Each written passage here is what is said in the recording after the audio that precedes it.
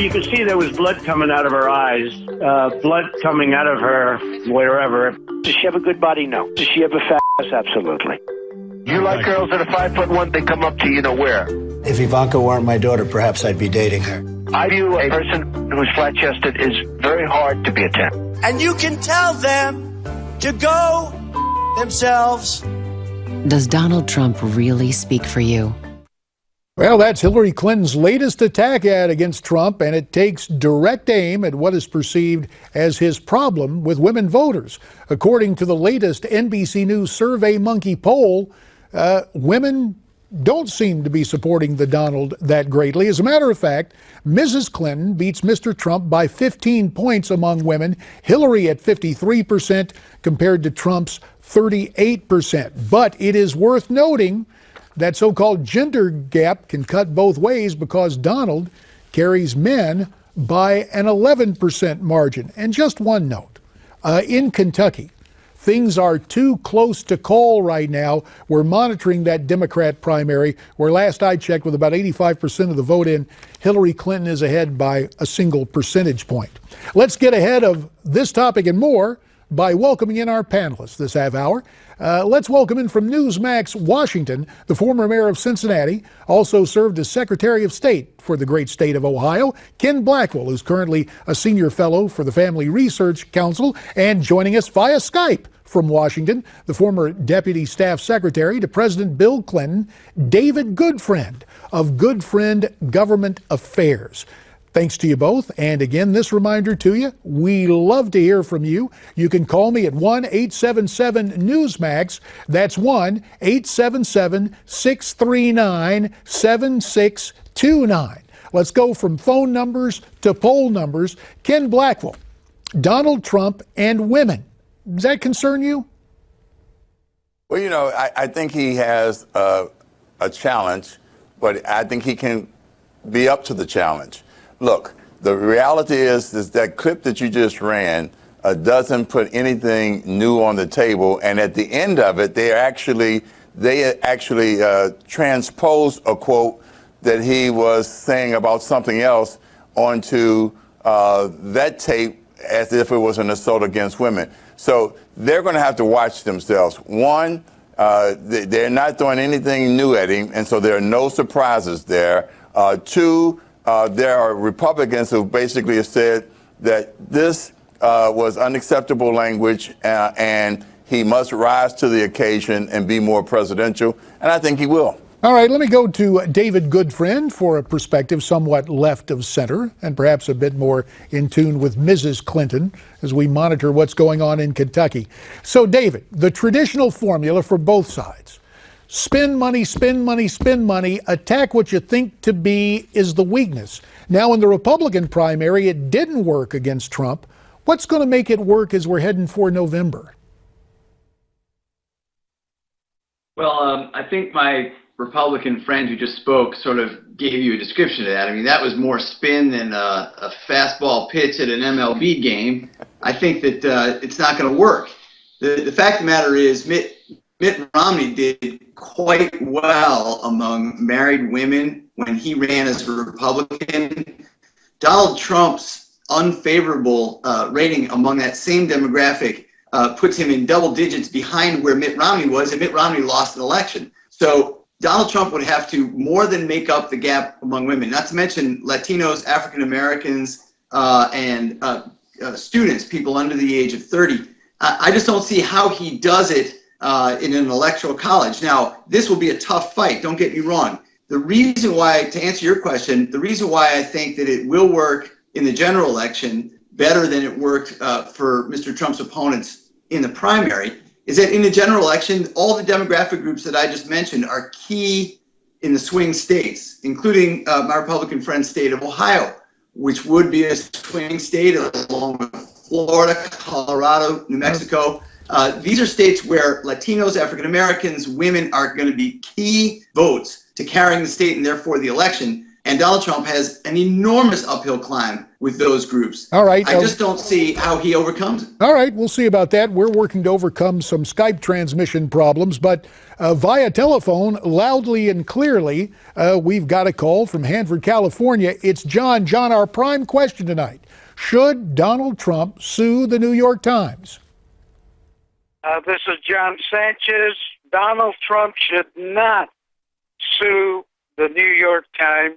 He should buy it and turn that building into a Muslim detention center before they are shipped to Germany, Sweden, and all those European countries, because they have a lot of money to where they can take care of the Muslims. Okay, so you were saying turn it into a temporary hospitality suite for those Muslims in the United States. Look, I think I want to go to you, Ken, on this for just a second. But when JD, we get do you agree with the caller? I'm JD? just simply here to field calls. And let me school you on this, David. I'm the moderator, so I have the power of recognition, and I'm going to recognize you right after I get to this. But here's the more direct point I would make. That if you want to deal with this, and if you'd let me complete my sentences, I'm going to do right now, you'll be enlightened.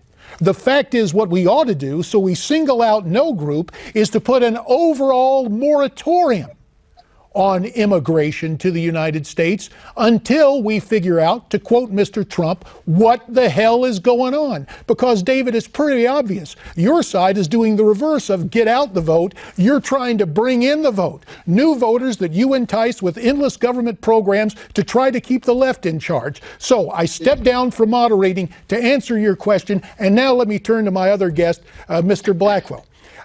Ken, now that I've indulged in just a little bit of a filibuster, I'd like to turn to you, not so much about the Trump question and the answer we got from the caller, but something that David touched on a second ago, because he not only mentioned women, he mentioned Latino voters and African Americans, and the survey numbers, Ken, are somewhat shocking.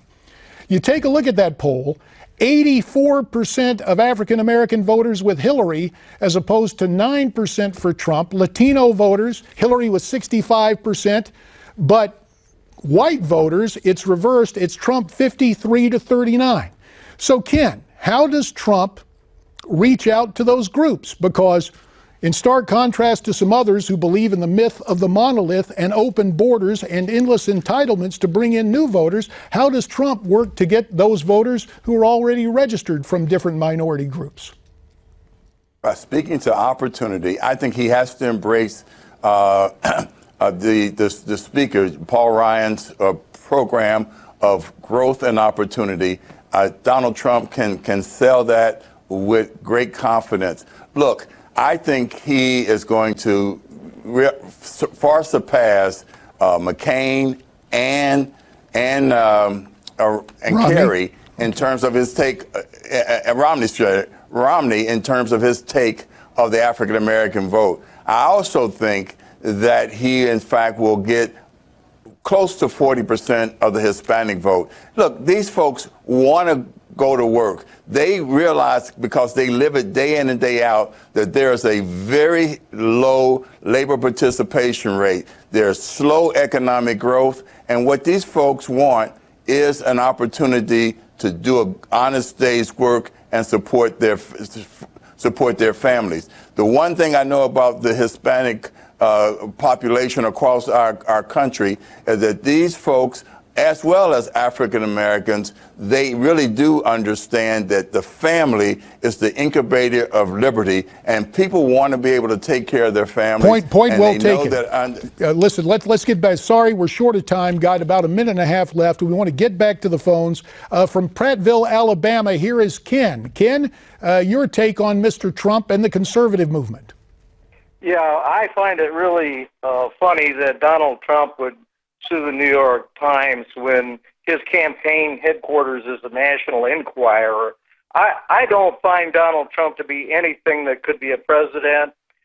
He is the enemy of the Constitution. He's the enemy of conservatives. I find all the time that the moderate Republicans and the Democrats get around and talk about him.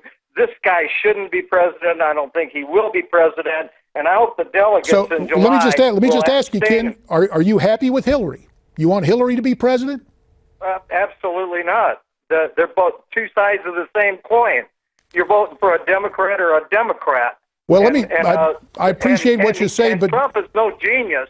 Okay. The press has been dishonest. All right, Trump fair is no genius. All right, we understand. We appreciate your point of view. Let me now turn to David Goodfriend. David, that has got to be music to your ears. Dissension on the right. Final 20 seconds to you, sir. Well, I'm going to surprise you here. I like to see a strong Republican Party that vies for the centrist voter because that keeps the Democrats honest as well. And I think the problem we have today can be explained by a fractious Republican Party. I'd love to see. We apologize. There's a little problem with David's transmission. We're not trying to mess it up. We're going to work to get that corrected, and we're going to take more of your calls as we continue here on Newsmax Prime. Again, call me at 1-877-NEWSMAX.